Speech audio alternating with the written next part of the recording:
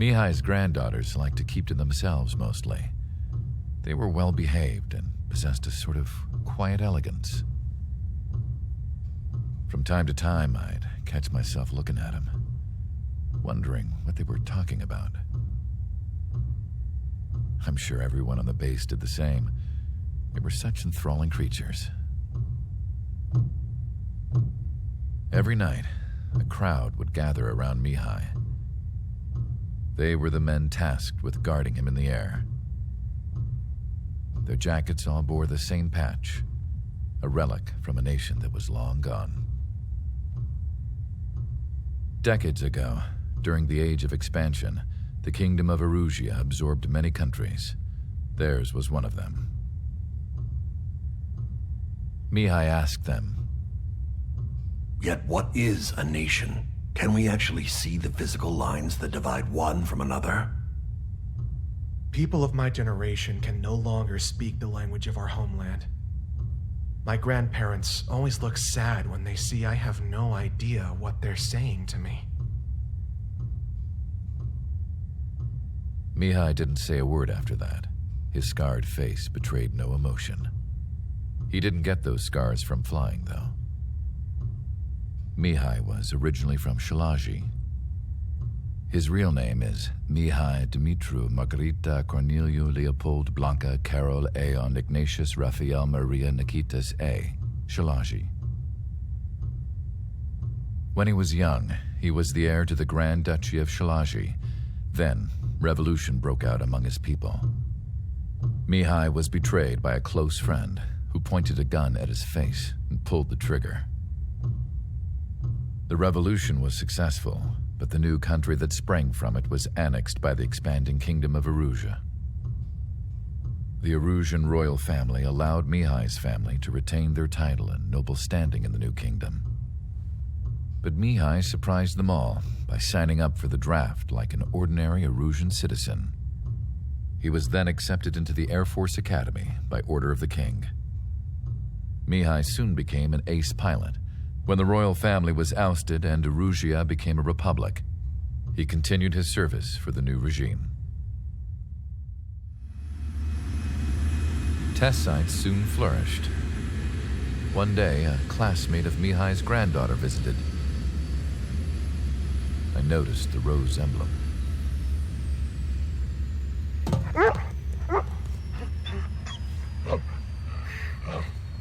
She laughed like a princess, and I found out later she was indeed the daughter of Erusia's new ruler.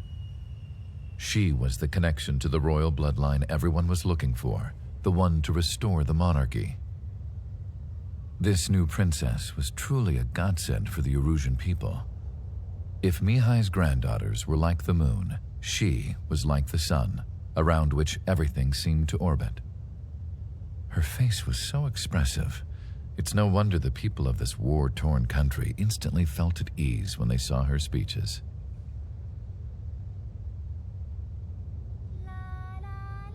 They started singing.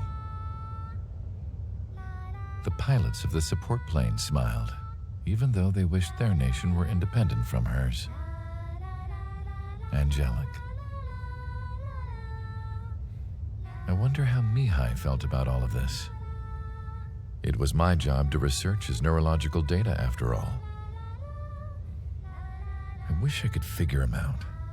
Whatever his feelings were about losing his homeland, he kept hidden, even from me.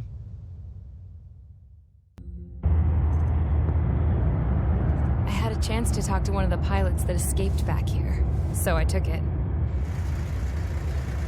Apparently, 2 of our planes took the enemy on alone. They covered the Allies so they could retreat. The hell kind of idiot does a thing like that? The last pilot to land back at the base was that scrawny anarchist dude. He always had this dumb grin on his face, like he didn't give a damn about whatever he did to get thrown in here with the rest of us. Was he the one who went gung-ho? I bought him a drink later. After the usual small talk, I turned the topic around to the mission. For an anarchist, he struck me as a bit weird. Nothing like what I expected. He talked a mile a minute and kept going on and on about library books. Not encyclopedias, those cheesy adventure novels you read in high school.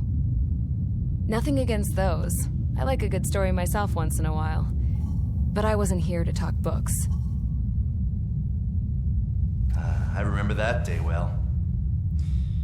Amidst the swirling clouds, a fighter squadron was trying to help its allies reach safety. He's pretty foolish, isn't he? I thought so too.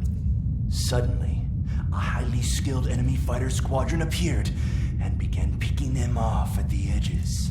One by one, they fell right out of the sky. Although, I guess there was nobody around that was even more foolish to go to their aid then. So you simply watch things unfold from a distance. Yeah. I mean, who would have ever thought that I'd just go and follow him straight into the enemy squadron like that? After what felt like decades, I finally got to the info I was looking for. He wasn't the guy.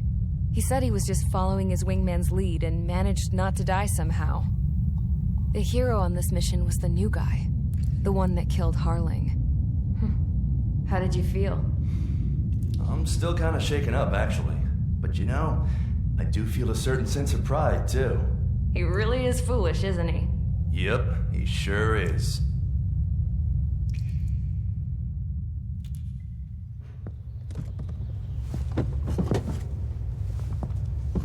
I went to the hangar to have myself a closer look at Trigger's plane. I knew that burnt smell. That's what happens when an engine's been driven to its limit. This pilot was a hot dog. From now on, I was gonna keep my eye on this idiot. From a distance, though. I didn't want to get too tight with someone who was a better pilot than my dad. Even so, I decided to give this guy's plane a little bit of the old Avril magic touch. He needed all the help he could get. Suddenly, we were being treated like a regular unit. We've been ordered to pack everything up and move the base further inland. We even got a transport plane. The funny thing is, no one here remembers I've got a bum leg and, oh, that I'm not a soldier. Take a look at the map. There's an island on the other side of Yuja our Marines landed on. The space elevator's not too far from there. They tell us the airfield's being used as a base to support the elevator. Not sure if I trust that intel. Anyway, the transport plane's gonna drop us there, without any fighters to cover us. Some genius thought we could commandeer the enemy's jets they left in the hangars, and use those to fight. Y'all aren't real soldiers, they said. Any other day we'd be using you lowlifes to go out and dig up landmines. And prisoners don't get guns. You'll just have to make do with whatever we give you and like it.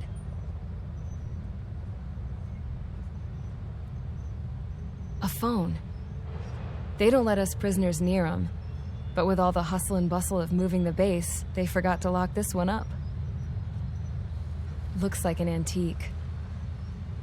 I lost my right for a phone call ever since I was arrested and locked up. It's trippy to think that I can just hook it up, dial a number, and talk to someone from my own country. Planning escapes ain't all I'm good at. I'm plenty good at remembering phone numbers, too. A little while later, I headed over to HQ.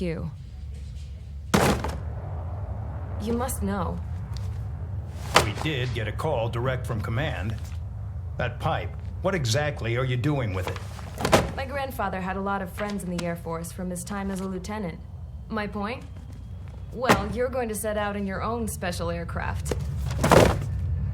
Then you'll send everybody else off in the wrong direction while you head somewhere else. All right, fine. But just you and you alone. You're the only one allowed on board. Besides, there's only one seat left. I said cool. That's exactly what I wanted to hear. I was born downtown, in our capital. When I recall my homeland, my thoughts are filled with the sights and sounds of the city. But home means something different to each and every one of us. Therefore, I've decided to visit every place where our citizens call home. The Kingdom of Erusia is a land of diversity. Each region has its own unique and special culture.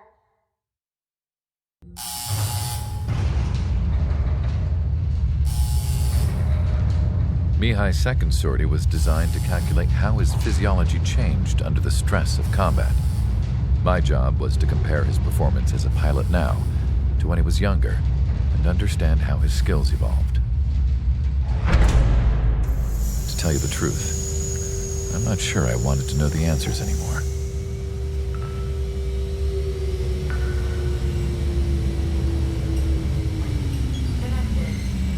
For a man his age, Mihai's body was unbelievably resilient, remarkably flexible.